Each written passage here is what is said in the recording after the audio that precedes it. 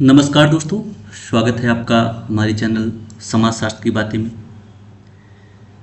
और इस श्रृंखला में हम चर्चा कर रहे हैं UP PGT previous year questions paper पे।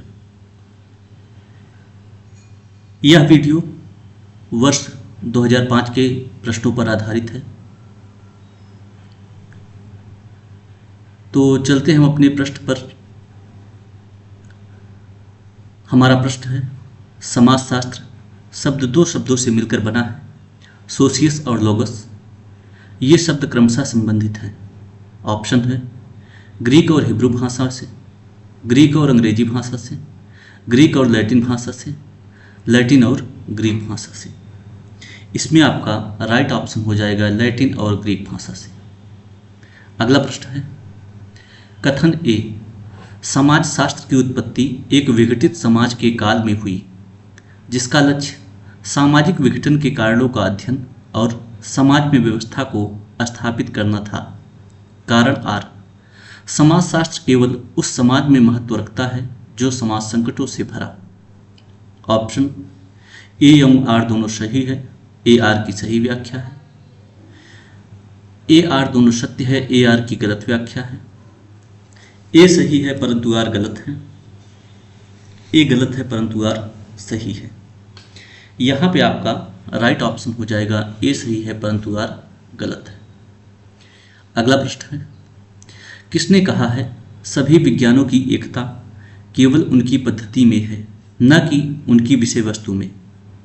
ऑप्शन है Lundberg, Stuart Chase, Karl Pearson, Ginsberg. यहाँ पे आपका राइट ऑप्शन हो जाएगा कार्ल पियर्सन। अगला प्रश्न है, किस समाज दार्शनिक ने समाजशास्त्र को सामाजिक भौतिकी की संज्ञा दी। Option Vilfredo Pareto, MacIver, Herbert Spencer, Auguste Comte. Right option आपका हो जाएगा अगस्त कॉम्टे। अगला प्रश्न है, यह किसने कहा है समाजशास्त्री आधुनिक समाज के पुजारी हैं।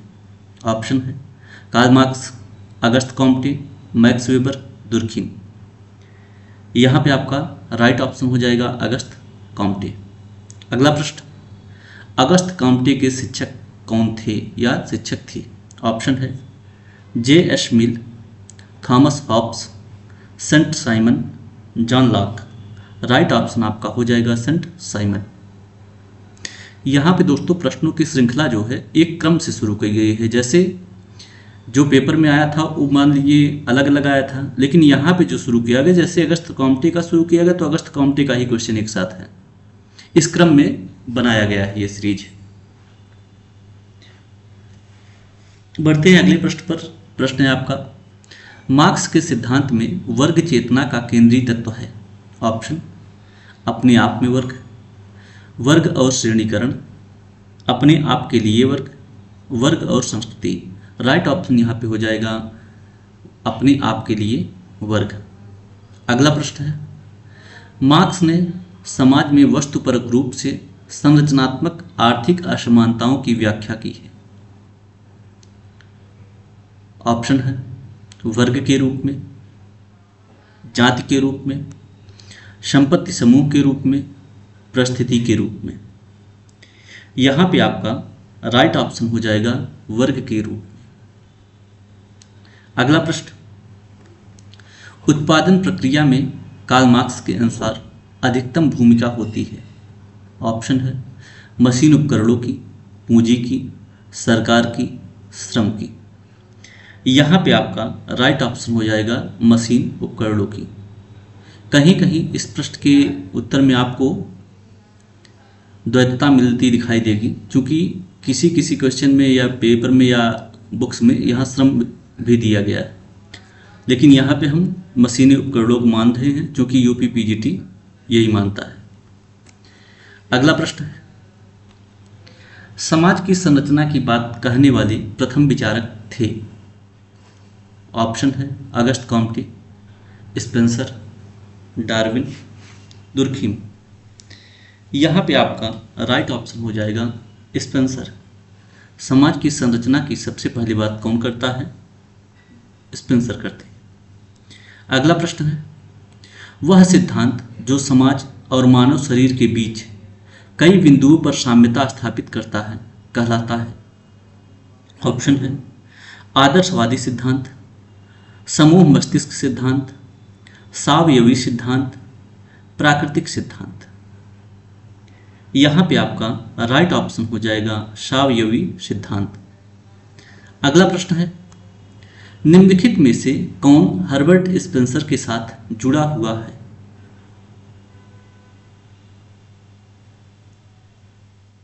ऑप्शन है जीमेनसाफ्ट जिसेलसाफ्ट, यांत्रिक एकता आंगिक एकता, परिस्थिति अनुबंध, सैनिक समाज औद्योगिक समाज।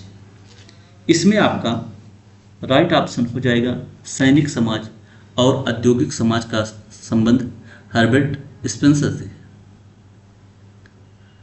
अगला प्रश्न है, निम्नलिखित विचारकों में अंत्योदय शब्द का प्रयोग सबसे पहले किसने किया? ऑप्शन है राम मनोहर लोहिया, जयप्रकाश नारायण, महात्मा गांधी, विनोबा भावे। इसमें आपका राइट ऑप्शन हो जाएगा महात्मा गांधी। अगला प्रश्न है, निम्नलिखित में से कौन अनुसूचित जातियों और अनुसूचित जनजातियों के हिमायती थे? ऑप्शन है गोविंद बल्लभ पंत, जाकिर हुसैन, रफ़ी अहमद किदवई, महात्मा गांधी। राइट ऑप्शन आपका हो जाएगा महात्मा गांधी। अगला प्रश्न है, महात्मा गांधी के राम राज्य की अवधारणा में कई विशेषताएं थी। ऑप्शन है धर्म प्रधान राज्य की, लेसेस फेरे राज्य की, साम्यवाद की, पूंजीवाद की। राइट ऑप्शन इसमें आपका हो जाएगा साम्यवाद की। अगला प्रश्न है, निम्नलिखित में से किसने पुस्तक दृश्य और क्षेत्र दृश्य अर्थात बुक व्यू और फील्ड व्यू में विभेदीकरण किया है? ऑप्शन है IP Desai, AR Desai, GS Ghurye, MN Srinivas. इसमें आपका राइट ऑप्शन हो जाएगा MN श्रीनिवास। अगला प्रश्न है, प्रकार्यात्मक विश्लेषण में आवश्यकताओं के संस्तरण की अवधारणा किसने दी थी? ऑप्शन है दुर्खीम ने, मर्टन ने, रेटक्लिफ ब्राउन ने, मलिनोव्स्की ने। यहाँ पे आपका राइट ऑप्शन हो जाएगा मलिनोव्स्की ने। अगला प्रश्न है, निम्न में से कौन विनिमय सिद्धांत के अध्ययन का केंद्र बिंदु है? अर्थात विनिमय सिद्धांत का केंद्र बिंदु कौन है? ऑप्शन व्यक्ति, समूह, संस्था, राज्य। इसमें आपका राइट ऑप्शन हो जाएगा व्यक्ति। अगला प्रश्न है, अणुवादी परिवार की अवधारणा दी गई थी। ऑप्शन है वार्नर द्वारा, मर्डॉक द्वारा, जिमरमैन द्वारा, दुर्खीम द्वारा। राइट ऑप्शन आपका हो जाएगा जिमरमैन द्वारा।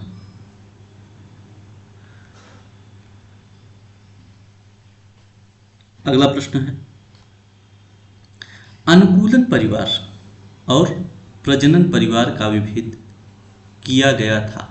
ऑप्शन है मर्डॉक द्वारा, वार्नर द्वारा, मॉर्गन द्वारा, मैकाइवर द्वारा। इसमें आपका राइट ऑप्शन हो जाएगा वार्नर द्वारा। अगला प्रश्न है, किसने विवाह को बच्चों के प्रजनन एवं रख रखाव हेतु एक समझौता कहा?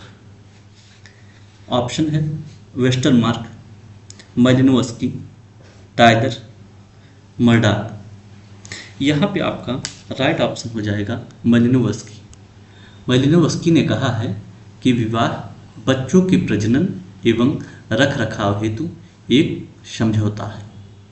अगला प्रश्न है, निम्नलिखित में से कौन सी सहयोगी क्रियाएं हैं? दिया गया क्रियाएं संघर्ष, सहयोग, अनुकूलन, सात्मीकरण, प्रतिस्पर्धा। अब यहाँ पे आप देखिए संघर्ष जो है ये सहयोगी प्रक्रिया नहीं है। सहयोग, ये है सहयोगी प्रक्रिया। अनुकूलन क्या है? ये भी सहयोगी क्रिया है। सात्मीकरण सहयोगी क्रिया ही है। प्रतिस्पर्धा सहयोगी क्रिया के अंतर्गत नहीं आता। तो यहाँ पे आपका ऑप्शन होगा 2, 3, 4 है कहीं यहाँ पे, ये आपका तीसरा ऑप्शन सही होगा। अगला प्रश्न है, अप्रत्यक्ष सहयोग के संदर्भ में निम्नलिखित वाक्यों में से कौन सही नहीं है? अप्रत्यक्ष सहयोग, इनडायरेक्ट। ऑप्शन आपका है, यह अनिवार्य नहीं है कि सभी समान रूप से लाभान्वित हों। दूसरा, यह अनिवार्य है कि सभी समान रूप से लाभान्वित हों। सभी सदस्य के समान लक्ष्य हों। सभी सदस्य समान रूप से सहयोग करें। इसमें आपका राइट ऑप्शन है कि यह अनिवार्य है कि सभी समान रूप से लाभान्वित हों। ये कथन आपका सही नहीं है, लेकिन प्रश्न में यहाँ पर पूछा है कि सही नहीं है, तो प्रश्न के अकॉर्डिंग यही ऑप्शन आपका सही होगा। अगला प्रश्न है, निम्न में कौन संघर्ष की विशेषता नहीं है? यहाँ पे बताना है कि कौन सा संघर्ष के गुण या विशेषता नहीं है। ऑप्शन है अस्थिरता, निरंतरता, प्रत्यक्ष वैयक्तिक संपर्क, सामाजिक मूल्यों का हनन।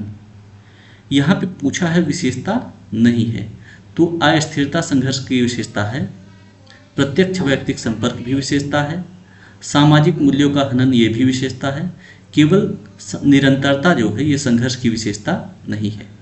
तो यहाँ पे आपका क्वेश्चन के अकॉर्डिंग ऑप्शन नंबर 2 सही होगा कि संघर्ष की विशेषता निरंतरता नहीं है।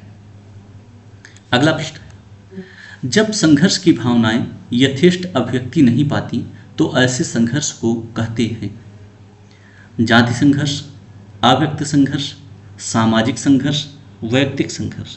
इसमें आपका राइट ऑप्शन हो जाएगा अव्यक्त संघर्ष। बढ़ते हैं अगले प्रश्न की तरफ। प्रश्न है आपका, निम्न में से कौन सा वाक्य सही है? ऑप्शन, अंतः समूह एवं बाह्य समूह बड़े होते हैं। दूसरा है, अंतः समूह एवं बाह्य समूह काल्पनिक होते हैं। तीसरा है, अंतः समूह एवं बाह्य समूह वास्तविक होते हैं।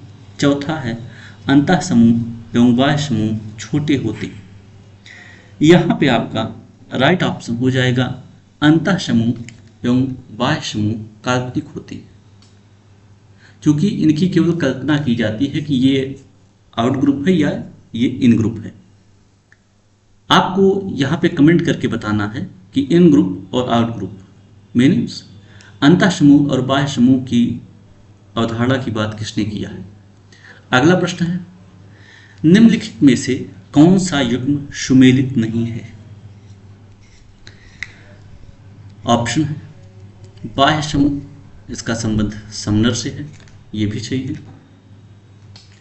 मानव समूह का संबंध मैक्स वेबर से है, ये गलत है। संदर्भ समूह का संबंध मर्टन से, ये भी सही है। प्राथमिक समूह का संबंध कूले से है, ये भी सही है। यहाँ पे मानव समूह का संबंध मैक्स वेबर से न होकर होम्स से है, तो ये ऑप्शन आपका गलत है। लेकिन प्रश्न में पूछा गया है कि सुमेलित नहीं है, तो यहाँ पे क्वेश्चन के अकॉर्डिंग दूसरा ऑप्शन सही होगा। अगला प्रश्न है, संदर्भ समूह की अवधारणा सर्वप्रथम प्रस्तुत की गई। ऑप्शन है स्टाउफर द्वारा, सेरिफ एवं सेरिफ द्वारा, मर्टन द्वारा, हाइमन द्वारा। इसमें आपका राइट ऑप्शन हो जाएगा हर्बर्ट हाइमन द्वारा। अगला प्रश्न है, सापेक्ष वंचना आधार है, अर्थात सापेक्ष वंचना किसका आधार है? ऑप्शन, दर्पणित व्यक्तित्व सिद्धांत का। दूसरा, मनोविश्लेषणात्मक सिद्धांत का। तीसरा, सांस्कृतिक सापेक्षवाद का। और चौथा है संदर्भ समूह सिद्धांत का। राइट ऑप्शन आपका हो जाएगा संदर्भ समूह सिद्धांत का। अगला प्रश्न है, जब हम परिवार का विवेचन एक समूह के रूप में करते हैं तो उसे क्या कहा जाता है? ऑप्शन है बाह्य समूह, एक समूह, एक समिति, एक संस्था। यहाँ पे आपका राइट ऑप्शन हो जाएगा एक समिति। अगला प्रश्न है, लोगों का समूह जो निश्चित की पूर्ति हेतु संगठित किया जाता है कहलाता है। यहाँ निश्चित का तात्पर्य ये है कि जैसे किसी उद्देश्य के लिए उसको बनाया गया और उसी की पूर्ति हेतु उसे संगठित किया भी जाता है। तो यहाँ पे ऑप्शन है आपका समाज, संघ, संस्था, समुदाय। यहाँ पे आपका राइट ऑप्शन हो जाएगा संघ। अगला प्रश्न है, हम समिति के सदस्य होते हैं, संस्था के नहीं। कारण है, समिति समूह होता है और संस्था नियम व कार्य प्रणाली। नीचे दिए गए कूट से सही उत्तर का चयन कीजिए। यहाँ पे दोस्तों यह क्वेश्चन वर्ष 2004 में भी आया है और 5 में भी आया है। तो यहाँ पे इसका राइट ऑप्शन हो जाएगा ए और आर दोनों सही हैं, आर ए की सही व्याख्या है। अगला प्रश्न है, आधुनिक औद्योगिक समाज के लिए समिति शब्द का प्रयोग किया गया था। मतलब आधुनिक औद्योगिक समाज के लिए समिति शब्द का प्रयोग किसके द्वारा किया गया था? ऑप्शन है पार्सन्स, टॉनिस, गिन्सबर्ग, मर्टन। यहाँ पे आपका राइट ऑप्शन हो जाएगा टॉनिस। अगला प्रश्न, निम्नलिखित में से कौन सी विशिष्टता भारतीय ग्रामीण समुदाय की नहीं है? ऑप्शन है अंधविश्वास, वैज्ञानिक दृष्टि का अभाव, परंपरा निष्ठा, व्यापक साक्षरता। राइट ऑप्शन आपका हो जाएगा व्यापक साक्षरता। अगला प्रश्न है, किसने भारतीय गांव को लघु गणतंत्र कहा है? भारतीय गांव को लघु गणतंत्र किसने कहा है? ऑप्शन है Sir Charles Metcalfe, Albert Mayer, R Redfield, A R Desai. यहां पे आपका राइट ऑप्शन हो जाएगा मेटकॉफ।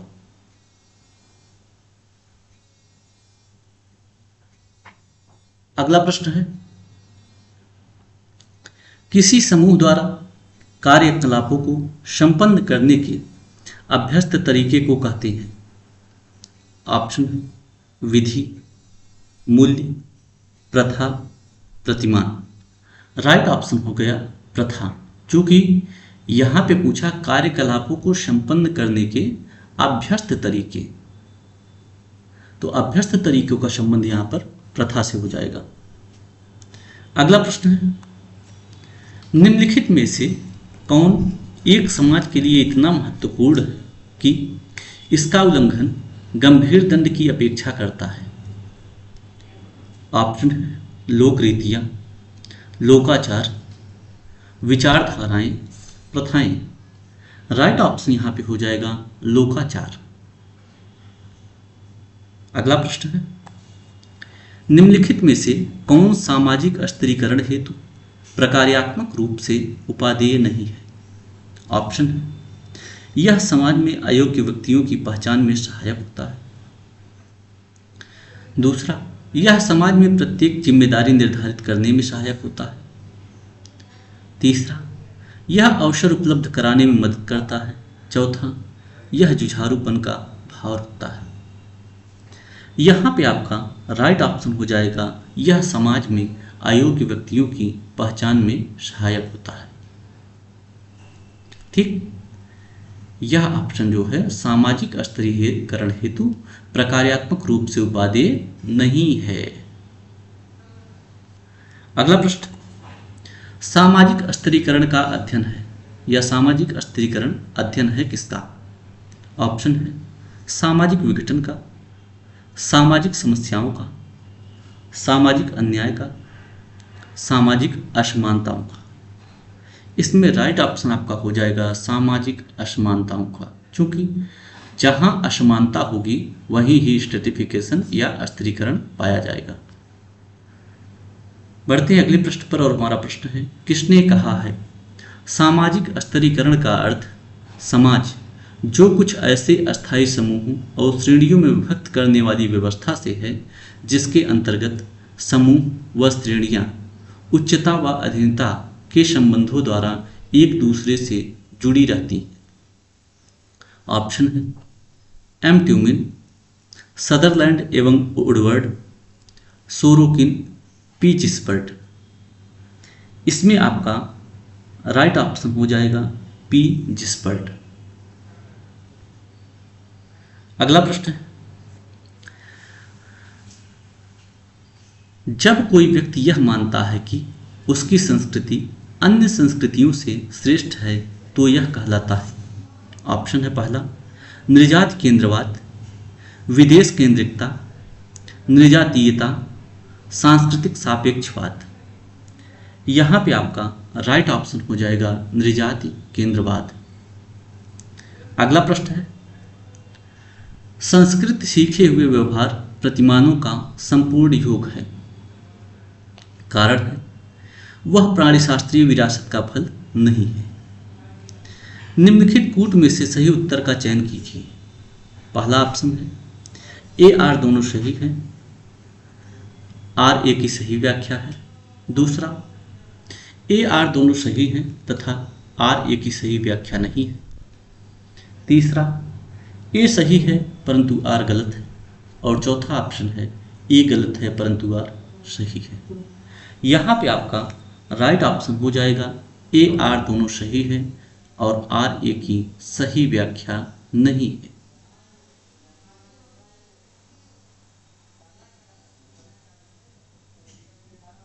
बढ़ते हैं अगले प्रश्न पर और हमारा प्रश्न है, खाली स्थान एक प्रक्रिया है जिसमें व्यक्ति और समूह दूसरे व्यक्ति या समूहों की संस्कृति, अभिवृत्तियों, मूल्यों, सोचने और व्यवहार करने के ढंग को आत्मसात कर लेते हैं जिसमें वे रहने आते हैं। यहाँ पे आपको खाली स्थान पर एक शब्द का चयन करना है। देखते हैं ऑप्शन क्या है। ऑप्शन है सहयोग, सात्मीकरण, एकीकरण, व्यवस्थापन। अब यहाँ पे आपको बताना है कि ऐसी कौन सी प्रक्रिया है जिसमें व्यक्ति और समूह दूसरे व्यक्ति या समूहों की संस्कृति अर्थात औरों की संस्कृति, आवृत्ति, मूल्य एवं सोचने और व्यवहार करने वाले ढंग को आत्मसात कर लेते हैं। जब यहाँ पे बात आ गई कि आत्मसात कर लेते हैं तो इसका सीधा संबंध हो जाएगा सात्मीकरण से। ठीक। अगला प्रश्न है, किसने कहा है जहां जीवन है वहीं समाज है। Option Herbert Spencer, MacIver, Confucius, अरस्तु। यहाँ पे आपका राइट ऑप्शन हो जाएगा मैकाइवर। मैकाइवर ने कहा है कि जहां जीवन है वहीं समाज है। अगला प्रश्न, परिस्थिति व भूमिका की अवधारणा सर्वप्रथम व्यवस्थित रूप से किसने विकसित किया। मूल पॉइंट यहां पर आ रहा है व्यवस्थित रूप से। ऑप्शन है Parsons, Park, Linton, Malinowski. Right option आपका हो जाएगा लिंटन द्वारा। अगला प्रश्न है, समुचित सामाजिक संगठन हेतु यह आवश्यक है कि, क्या आवश्यक है, सामाजिक नियंत्रण कठोर और कसायुक्त हो। समाज अपने सदस्यों पर पूर्ण नियंत्रण रखे। समाज अपने सदस्यों पर आंशिक नियंत्रण रखे। समाज अपने सदस्यों पर अतिशय नियंत्रण न रखे। यहाँ पे आपका राइट ऑप्शन हो जाएगा समाज अपने सदस्यों पर पूर्ण नियंत्रण रखे। अगला प्रश्न है, सांस्कृतिक विलंबना शब्द किसके द्वारा गढ़ा गया था। ऑप्शन है W.F. आगवन, C.H. फूले, M.N. श्रीनिवास, D.P. मुखर्जी। यहाँ पे आपका राइट ऑप्शन हो जाएगा W.F. आगवन। अगला प्रश्न है, मानव समाज के विकास के 3 अवस्थाओं जंगली, बर्बरता एवं सभ्यता को किसके द्वारा चिन्हांकित किया गया था? ऑप्शन है ए एल क्रोबर द्वारा, एल एच मॉर्गन द्वारा, चार्ल्स डार्विन द्वारा, हर्बर्ट स्पेंसर द्वारा। इसमें आपका राइट ऑप्शन हो जाएगा एल एच मॉर्गन द्वारा। अगला प्रश्न है, भारतीय समाज की एकता और स्थिरता निर्भर करती है। यहां पे आपका ऑप्शन है जाति एवं धर्म पर, धर्म और संस्कृति पर, अस्पृश्यता पर, जाति एवं गण चिन्ह पर। यहां पे आपका राइट ऑप्शन हो जाएगा जाति एवं धर्म पर। अगला प्रश्न है, निम्नलिखित में से किसने वर्ण व्यवस्था का प्रथम उल्लेख मिलता है? निम्नलिखित में से किसमें वर्ण व्यवस्था का प्रथम उल्लेख मिलता है? ऑप्शन है ऋग्वेद, सामवेद, अथर्ववेद, यजुर्वेद। राइट ऑप्शन आपका हो जाएगा ऋग्वेद। अगला प्रश्न है, वर्णाश्रम व्यवस्था में निम्नलिखित में से किसे महत्व दिया गया है? ऑप्शन है समाज को, व्यक्ति को, व्यक्ति एवं समाज दोनों को, उपर्युक्त में से किसी को भी नहीं। यहाँ पे आपका राइट ऑप्शन हो जाएगा व्यक्ति एवं समाज दोनों को। अगला प्रश्न है, कर्म के सिद्धांत की व्यापक व्याख्या की गई है। ऑप्शन उपनिषदों में, वेदों में, भगवत गीता में, पुराणों में। तो यहाँ पे आपका राइट ऑप्शन हो जाएगा भगवत गीता। अगला प्रश्न है, सप्तपदी का अभिप्राय अग्नि के समक्ष वर वधू द्वारा 7 फेरे लेने से है, उसके बाद ही विवाह को समाज में स्वीकृति मिलती है, इसे माना जाता है। तो सप्तपदी क्या है? ठीक, प्रश्न का आशय यही है कि सप्तपदी क्या है। तो पहला ऑप्शन है परंपरागत व्यवहार, दूसरा धर्म विधि, तीसरा प्रथा और चौथा ऑप्शन है अनुष्ठान। यहाँ पे आपका राइट ऑप्शन हो जाएगा अनुष्ठान। अगला प्रश्न है, जब उच्च जातीय लड़की निम्न जातीय लड़के से विवाह करती है तो उसे कहते हैं। ऑप्शन है सोरोरेटी विवाह, सपिंडी विवाह, अनुलोम विवाह, प्रतिलोम विवाह। यहाँ पे आपका राइट ऑप्शन हो जाएगा प्रतिलोम विवाह। अगला प्रश्न है,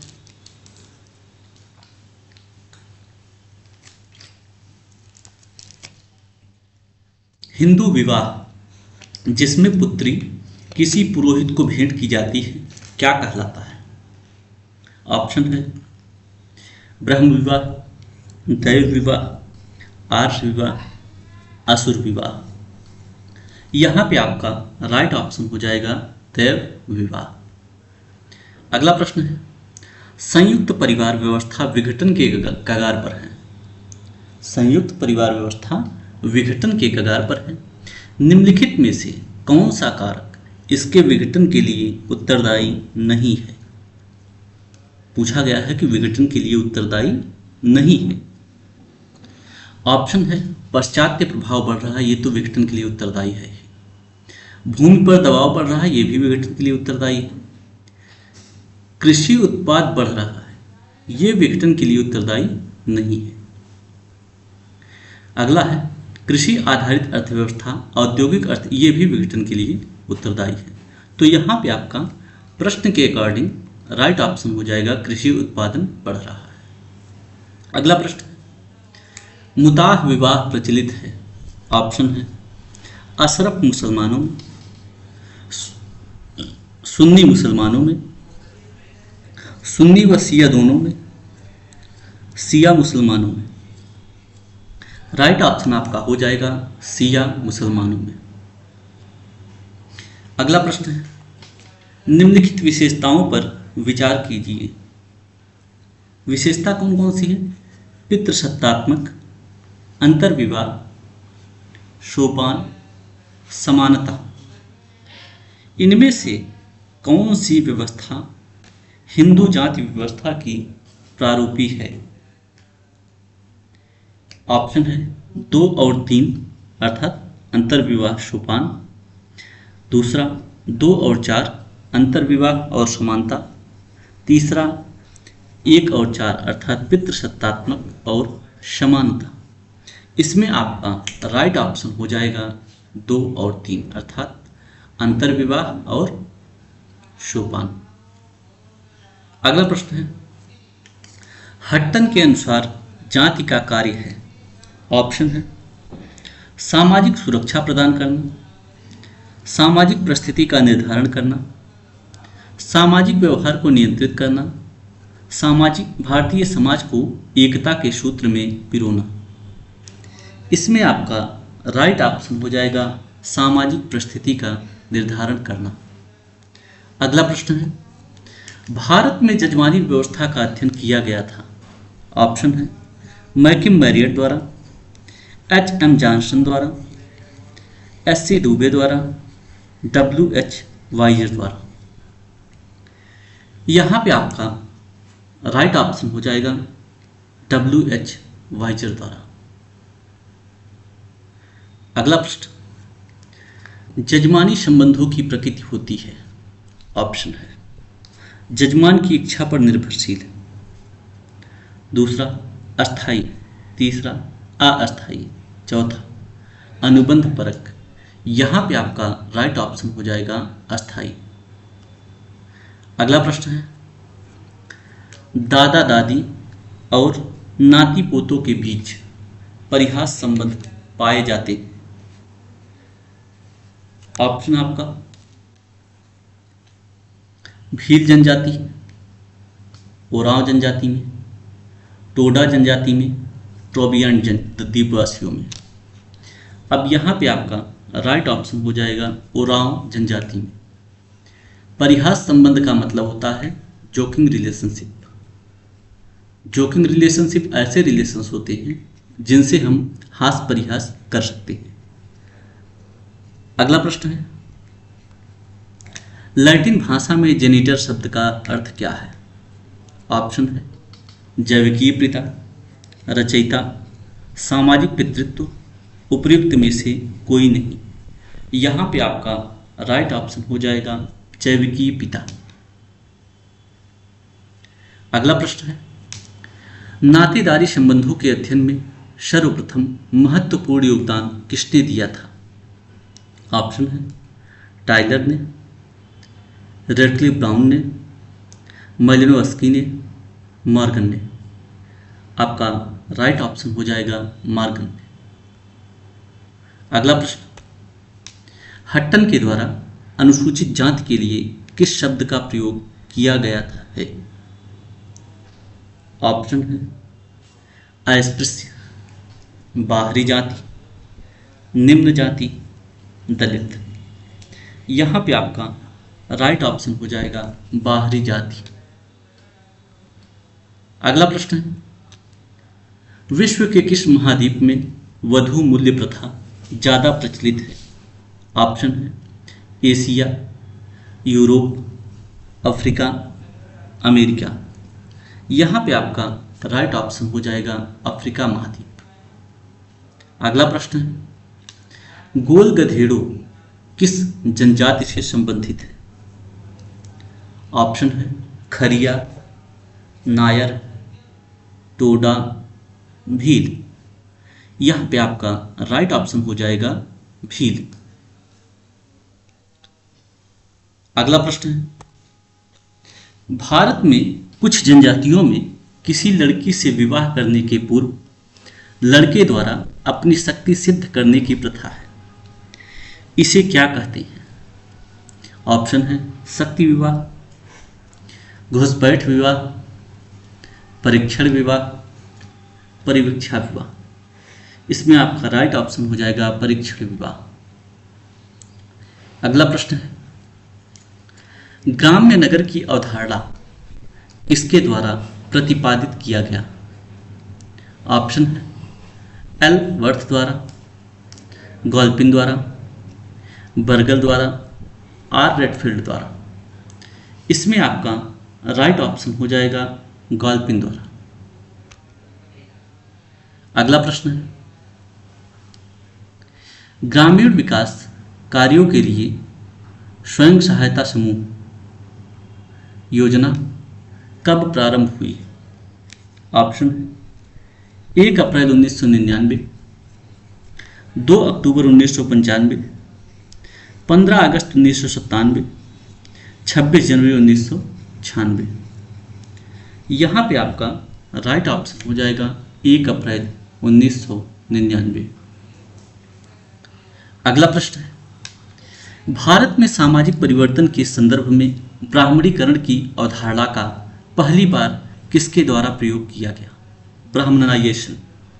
ऑप्शन योगेंद्र सिंह, FG बैली, MN श्रीनिवास, आंद्रे वेते। यहाँ पे आपका राइट ऑप्शन हो जाएगा MN श्रीनिवास। अगला प्रश्न है, संस्कृतिकरण के विषय में निम्नलिखित कथनों में से कौन सा एक सही है? ऑप्शन है, यह एक स्थितिक परिवर्तन की क्रिया है। दूसरा, यह एक संरचनात्मक परिवर्तन की प्रक्रिया है। तीसरा, यह भारत में अंग्रेजी शासन के आगमन के साथ प्रारंभ हुई। और चौथा है, यह सामाजिक परिवर्तन का बहिर्जात स्रोत है।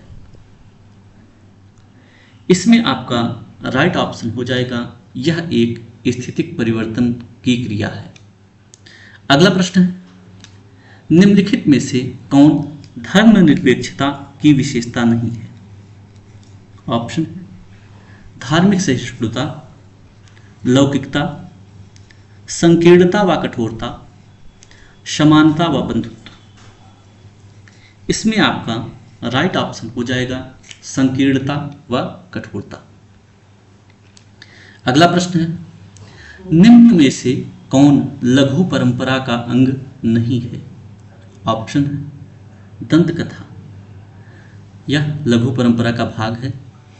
रामायण लघु परंपरा नहीं है, यह बृहद परंपरा है। लोक कथा भी लघु परंपरा है और विवाह गीत भी लघु परंपरा है। तो यहाँ पे दोस्तों प्रश्न के अकॉर्डिंग आपका दूसरा ऑप्शन सही होगा कि रामायण लघु परंपरा का अंग नहीं है। अगला प्रश्न है, निम्नलिखित में से किसका दावा है कि सामाजिक संरचना का आनुभविक वास्तविकता से कोई लेना देना नहीं है? ऑप्शन है, Raymond Firth, Evans Pritchard, Levi Strauss, J Levy. इसमें आपका राइट ऑप्शन हो जाएगा लेवी स्ट्रॉस। अगला प्रश्न, निम्नांकित में किसने सामाजिक गतिशीलता का अध्ययन किया है? ऑप्शन है, E Bogardus, Max Weber, P.A. Sorokin, G.C. Mill. इसमें आपका राइट ऑप्शन हो जाएगा P.A. सोरोकिन। अगला प्रश्न है, आर्थिक तंगी के कारण किसी गांव का भूमिहीन मजदूर किसी शहर जाकर फैक्ट्री मजदूर बन जाता है, यह किसका उदाहरण है?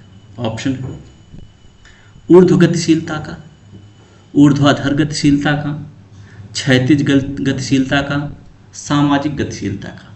तो यहाँ पे राइट ऑप्शन हो जाएगा क्षैतिज गतिशीलता का। क्षैतिज गतिशीलता का तात्पर्य है कि व्यक्ति की गतिशीलता जो है एक बराबर एक रेखीय है, क्योंकि वह भूमिहीन मजदूर गांव में भी था, वो मजदूरी ही करता था और फैक्ट्री में जाकर ही वो क्या बना? मजदूर बना। तो यह क्या हो गया? क्षैतिज गतिशीलता हो गई। अगला प्रश्न है, व्यक्ति के सामाजिक पद में, यहां पे पद है, व्यक्ति के सामाजिक पद में उस परिवर्तन को कौन सी गतिशीलता कहेंगे जिससे उसकी परिस्थिति में कोई परिवर्तन नहीं होता? मतलब यहां पर यह पूछ रहा है कि व्यक्ति कोई भी गतिशीलता करे, ठीक, लेकिन उसकी परिस्थिति में उसका कोई प्रभाव न पड़े। जब परिस्थिति में कोई प्रभाव पड़ना ही नहीं है तो उसका सीधा तात्पर्य होता है क्षैतिज गतिशीलता से, क्योंकि यह एक समरेखीय होता है, ऐसे इसी दृष्टि से चलता है, चाहे यहां रहे या यहां रहे उसका कोई बहुत बड़ा फर्क नहीं पड़ता। अगला प्रश्न है, नगरवाद जीवन की एक पद्धति है, किसका कथन है? ऑप्शन है पार्क एवं बर्किस की, एलवर्थ की, के डेविस की, पी गिट्स द्वारा। ऑप्शन यहां पे हाँ, आपका राइट ऑप्शन है एलवर्थ की। अगला प्रश्न है, भारत में हरित क्रांति के सूत्रधार कौन थे? ऑप्शन है बीरबल साहनी, होमी जहांगीर भाभा, स्वामीनाथन, बी पुरी।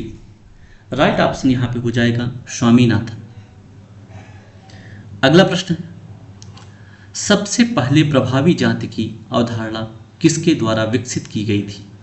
ऑप्शन है एन के बोस द्वारा, योगेंद्र सिंह द्वारा, आंद्रे बेती द्वारा, एम एन श्रीनिवास द्वारा।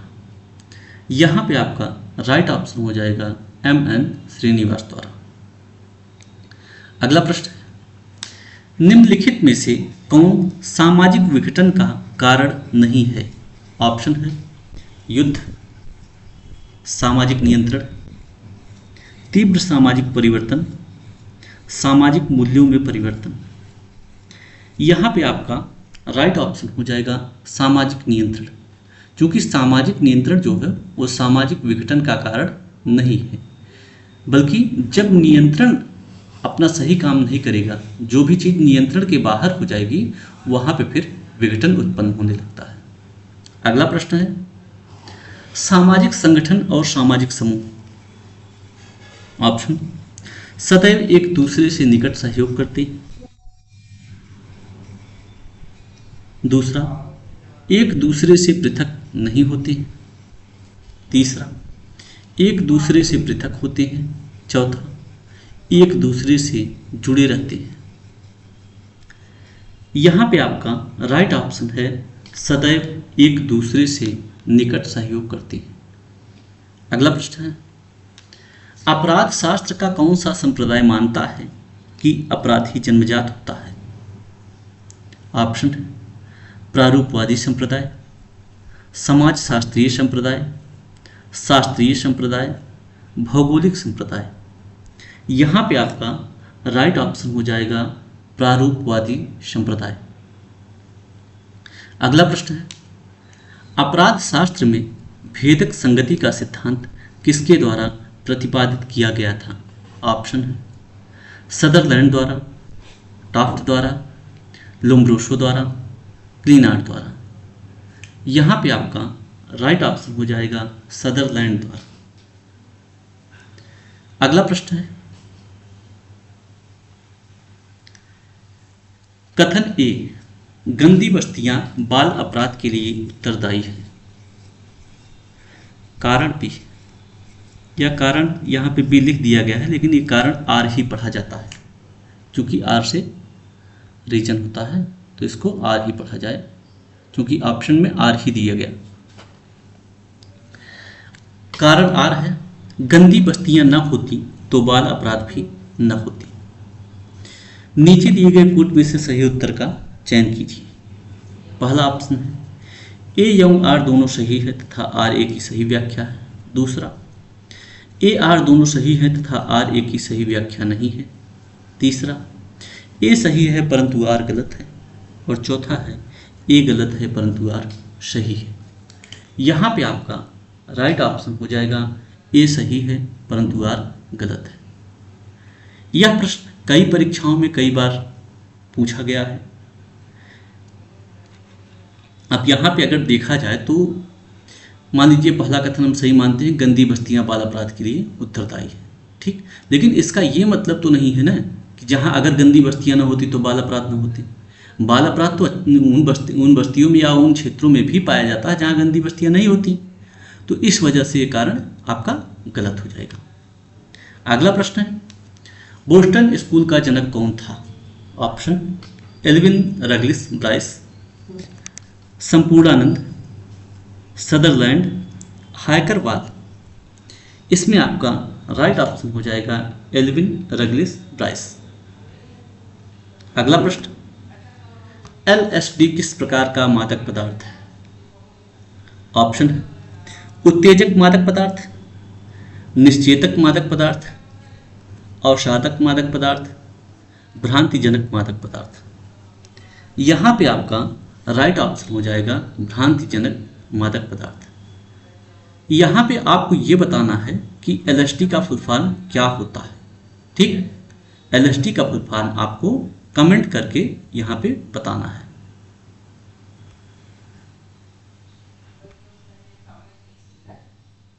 ठीक,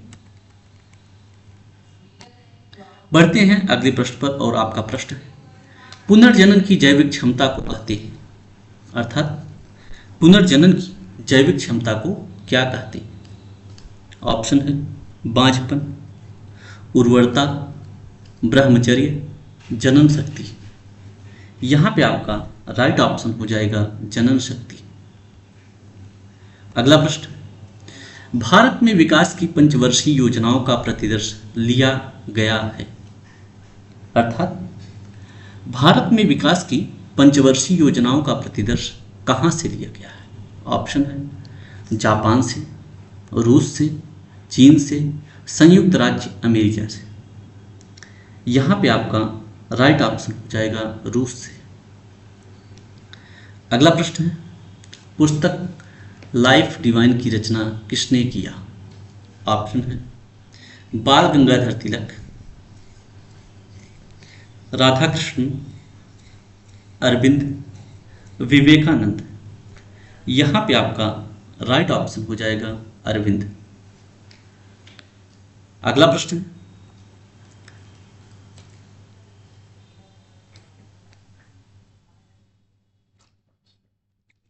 निम्नलिखित में से किस पुस्तक में प्रोफेसर एम.एन. श्रीनिवास ने संस्कृतिकरण की अपनी अवधारणा प्रतिपादित की थी? ऑप्शन है argumentative Indian, village India, religion and society among the Coorgs of South India, caste and economic frontier. इसमें आपका राइट ऑप्शन हो जाएगा religion and society among the Coorgs of South India. बढ़ते हैं अगले प्रश्न पर। और हमारा प्रश्न है, पुस्तक गोल्डन बो के लेखक कौन है? ऑप्शन है James Frazer, Radcliffe Brown, A B. Tylor, B. Malinowski. यहाँ पे आपका राइट ऑप्शन हो जाएगा जेम्स फ्रेजर। अगला प्रश्न, पुस्तक प्रिमिटिव कल्चर के लेखक कौन है? Option Tyler, max weber, James Fraser, Durkheim. Right option आपका हो जाएगा टायलर। भारत के संविधान के किस अनुच्छेद में पिछड़ा वर्ग पद का प्रयोग किया गया है? ऑप्शन है 15(4), 23(4), 16(4), 17(4। इसमें राइट ऑप्शन आपका हो जाएगा आर्टिकल 15 सेक्शन सबसेक्शन 4। अगला, निम्नलिखित में से कौन भारतीय संविधान के अनुच्छेद 17 की आधारभूत चिंता है? ऑप्शन है अनुसूचित जातियों को राजनीतिक प्रतिनिधित्व, दूसरा पिछड़े वर्गों का प्रतिनिधित्व, तीसरा अस्पृश्यता का उन्मूलन, और चौथा है अनुसूचित जातियों के लिए सेवाओं में पदों का आरक्षण। यहां पे आपका राइट ऑप्शन हो जाएगा अस्पृश्यता का उन्मूलन। अगला प्रश्न, भारतीय संविधान के अनुच्छेद 46 के संदर्भ में, अनुच्छेद 46 के संदर्भ में निम्नलिखित में से कौन सा कथन सही नहीं है? यहां पे आपसे पूछा गया है कि कौन सा क्वेश्चन सही नहीं है। आपको यहां पे ये बताना है कि कौन सा ऑप्शन अनुच्छेद 46 में नहीं है। पहला ऑप्शन है राज्य अनुसूचित जाति अनुसूचित जनजाति सदस्यों को सामाजिक अन्याय से बचाएगा। अगला है अनुसूचित जाति अनुसूचित जनजाति सदस्यों को आर्थिक हितों की देखभाल हेतु राज्य कर्तव्यबद्ध है। तीसरा, यह राज्य का दायित्व है कि अनुसूचित जातियों के शैक्षिक हितों का ध्यान रखे। अगला चौथा ऑप्शन है राज्य का दायित्व है कि वह अनुसूचित जाति, अनुसूचित जनजाति की राजनीतिक हितों का संरक्षण करे। यहाँ पे आपका ये ऑप्शन नंबर 4 आर्टिकल 46 में शामिल नहीं है, क्योंकि यहाँ पे राजनीतिक हितों के संरक्षण की बात हो रही है, जो कि राज्य का कर्तव्य नहीं है, या फिर राज्य का कर्तव्य है भी तो आर्टिकल 46 में दर्ज नहीं। अगला प्रश्न, भारतीय संविधान का कौन सा अनुच्छेद अनुसूचित जाति व अनुसूचित जनजाति को परिभाषित करती है? अर्थात किस अनुच्छेद में अनुसूचित जाति और अनुसूचित जनजाति की परिभाषा दी गई है? ऑप्शन है अनुच्छेद 364, अनुच्छेद 365, अनुच्छेद 366, अनुच्छेद 367। राइट ऑप्शन यहाँ पे आपका हो जाएगा अनुच्छेद 366। अगला प्रश्न, भारतीय संविधान के किस अनुच्छेद द्वारा किस जनजाति को अनुसूचित जनजाति का दर्जा दिया जा सकता है? ऑप्शन अनुच्छेद 345, अनुच्छेद 344, अनुच्छेद 342, अनुच्छेद 343। राइट ऑप्शन आपका हो जाएगा अनुच्छेद 342। अगला प्रश्न, निम्नलिखित में से किस अनुच्छेद में अनुसूचित जाति अनुसूचित जनजाति हेतु सेवाओं में आरक्षण का प्रावधान है? ऑप्शन अनुच्छेद 336, अनुच्छेद 339, अनुच्छेद 335, अनुच्छेद 338। राइट ऑप्शन आपका हो जाएगा अनुच्छेद 335। बढ़ते अगले प्रश्न पर, और प्रश्न है जनजातियों के संवैधानिक हितों की जांच का जिम्मेदार उच्चतम सरकारी अधिकारी कौन होता है? ऑप्शन है जनजातीय प्रशासक, अनुसूचित जाति अनुसूचित जनजाति आयुक्त, जनजातीय कल्याण अधिकारी, जनजातीय विकास अधिकारी। यहाँ पे राइट ऑप्शन हो जाएगा अनुसूचित जाति एवं अनुसूचित जनजाति आयुक्त, ये कमिश्नर होता है। अगला प्रश्न है, अभिवृत्तियों को मापने के लिए सामाजिक दूरी सोपान तकनीक का विकास किसके द्वारा किया गया था? ऑप्शन है एल मर्टन द्वारा, ई बोगार्ट द्वारा, एल गटमैन द्वारा, ए लुंडबर्ग द्वारा। यहाँ पे आपका राइट ऑप्शन हो जाएगा ई बोगार्ट द्वारा। अगला प्रश्न, इंडियन सोशियोलॉजिकल सोसाइटी की स्थापना किसके द्वारा किया गया? ऑप्शन है ब्रिजेंद्र नाथ शील, आर एन सक्सेना, आर के मुखर्जी, जी एस खुरिये। इसमें राइट ऑप्शन आपका हो जाएगा जी एस खुरिये। अगला प्रश्न है, राजनीतिक सामाजिकरण अर्थात पॉलिटिकल सोशलाइजेशन पद का प्रयोग किसके द्वारा किया गया था? ऑप्शन है एडमंड पॉवेल द्वारा, हर्बर्ट हाइमन द्वारा, हर्बर्ट स्पेंसर द्वारा, ईस्टन एवं डेनिस द्वारा। यहाँ पे राइट ऑप्शन आपका हो जाएगा हर्बर्ट हाइमन द्वारा। अगला प्रश्न, निम्नलिखित में से किस दर्शन शास्त्री ने मैक्स वेबर को वर्स्टेहन पद्धति के प्रयोग हेतु प्रेरित किया है? ऑप्शन है, अब यहाँ पे ऐसे प्रश्न अगर आ जाए दोस्तों तो इस प्रश्न से एक चीज कंफर्म हो जाए। मान लीजिए किसी प्रश्न में पूछ लिया कि वर्स्टेहन किसकी पद्धति है, तो ऐसे प्रश्न जो है आसानी से सॉल्व हो जाते हैं। बस ध्यान ये रखना है कि आप इसको ध्यान से पढ़ रहे हैं पेपर में। हाँ, तो प्रश्न है किस दर्शन शास्त्री ने मैक्स वेबर को वर्स्टेहन पद्धति के प्रयोग हेतु प्रेरित किया? ऑप्शन है एंथनी गिडेंस, डिल्थे, समनर, हीगल। यहाँ पे आपका राइट ऑप्शन हो जाएगा डिल्थे। अगला प्रश्न, यहाँ पे सभी सही सुमेलित करके दिए गए हैं। दुर्खीम का संबंध सामाजिक तथ्य अर्थात सोशल फैक्ट से है। मर्टन का संबंध social theory and social structure से है। स्पेंसर का सामाजिक डार्विनिज्म से है, सोशल डार्विनिज्म या सामाजिक डार्विनवाद। लैटेंट फंक्शन का अनइंटेंशनल एंड अनकंसियस से। अगला प्रश्न, श्री नारायण धर्म परिपालन आंदोलन को प्रमुख रूप से किसने प्रवर्तित किया था? ऑप्शन है एजहावा में, नायरों में, ब्राह्मणों में, नयरों में। इसमें आपका राइट ऑप्शन हो जाएगा एज हावा में।